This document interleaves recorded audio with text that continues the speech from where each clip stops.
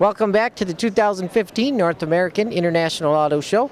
I'm Jason Rasidlo, reporting for AmericaJR.com. And I'm being joined by Warwick Leach, GMA Design. So go ahead and give me the highlights of the new Buick Avenir. Well, the brief we received was design a flagship vehicle for the Buick brand. So immediately we're thinking about a car with a graceful but authoritative road presence, expressive flowing surfacing, but above all else things, a beautiful automobile. So as you said, it was designed in Australia. The exterior design was penned in Australia and executed. The car was built there. The interior design came from a sketch produced in North America, and final execution was done in Melbourne as well. So go ahead and give me the features of the exterior. So basically, like I said before, we've got a flagship vehicle for Buick. So what we've come up with is a rear-wheel drive four-door coupe that has some features that are a nod to significant historic Buicks of the past, but also mostly looks forward and forecasts the future design direction for details on the car, which you can see in the new grille, lamps and fender vents and such like that. So main influence on this part of the car, the rear, was the third generation Riviera, the boat tail, which is a very striking design. It was a big influence when sketching this car, and in fact the first sketch produced was a rear three-quarter, so this is really the beginning of the design. And so in order to get a coupe profile on a four-door format, it's about dragging that upper and integrating it with the deck lid, so you get a nice fast line. A boat tail workout works really well for that, and you can see the result right here. Now I noticed the design on the interior is also repeated on the exterior on the lights. Yes, we'd like to take a motive, and in this case it's a simple flowing crossing lines, and integrate it around the vehicle so it appears cohesive. It does that well. Are there any other design features like that that are repeated that I maybe didn't notice?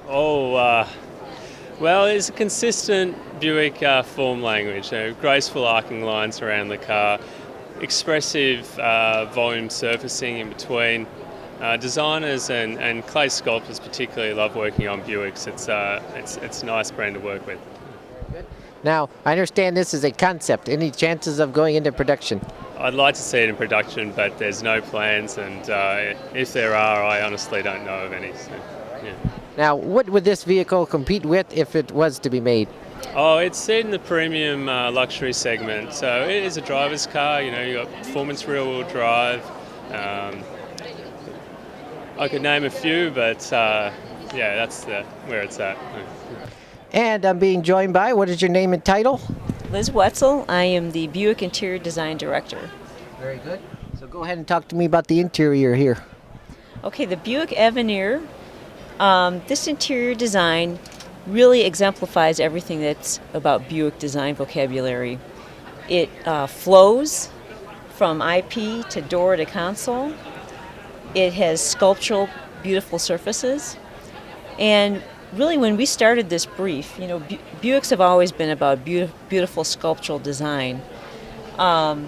We have a team of very young designers in the Buick Interior Studio, and we talked about what Buick is today and how do we translate that into the future.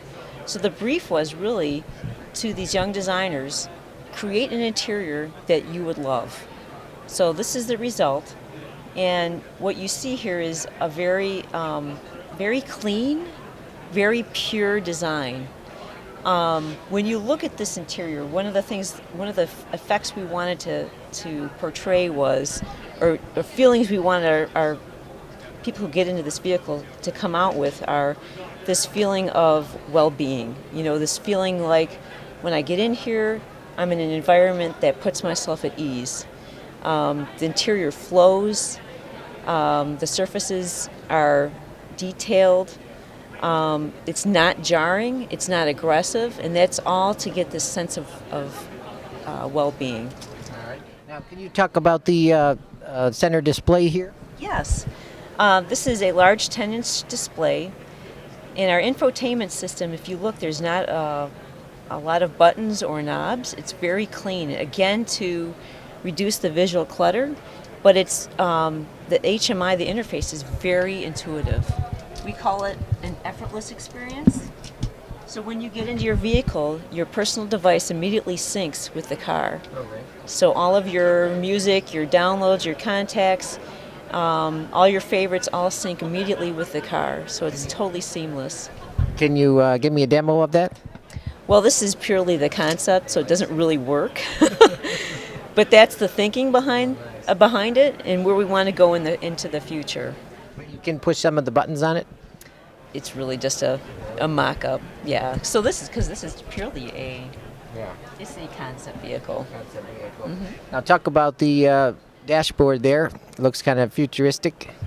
Yeah, the instrumentation, again, it's a large screen, so there is not any mechanical behind it. It's purely digital, and you can reconfigure it.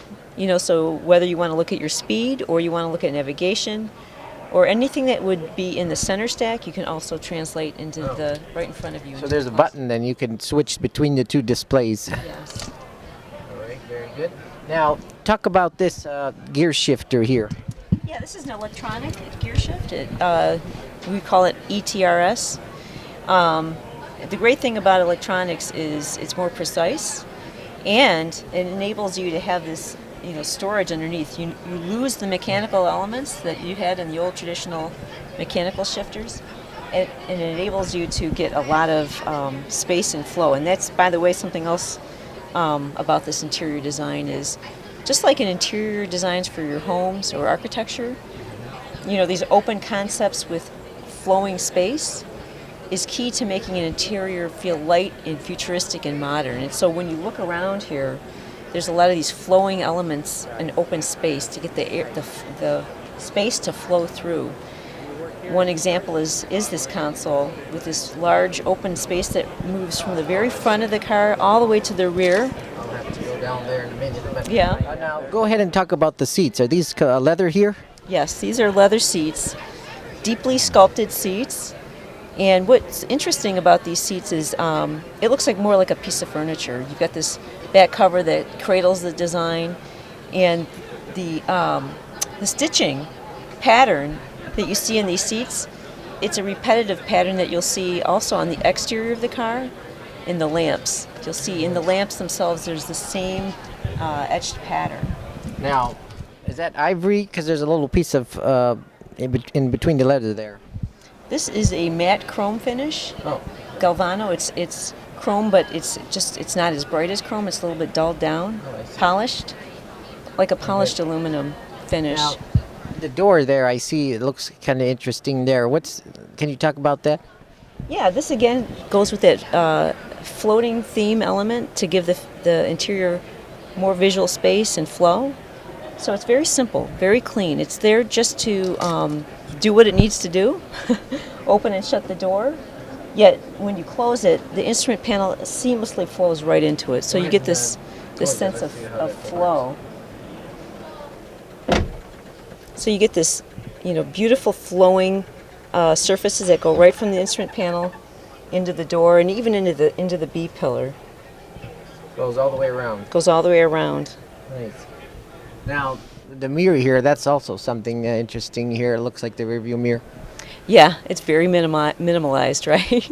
Very clean, very minimal. Again, it's all about simplifying to get to the purest design statement possible without too many design elements. It's knowing when to lift the brush, as we say as designers, not too much, just enough. Another interesting element is our decors on the instrument panel and on the console. If you look at this, it's three-dimensional in quality. Oh, wow. And that,